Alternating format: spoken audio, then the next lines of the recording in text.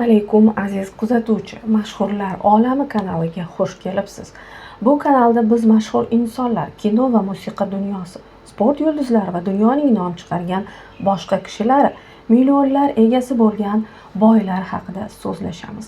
Nima uchun mashhurlar o'z mashhurligidan charchaydi? Qaysi rol ularga og'irlik qiladi? Nima uchun ba'zi mashhurlar o'zlarini yolg'iz his qilishadi? Kimlarga shon-shuhrat yoki og'irlik qildi?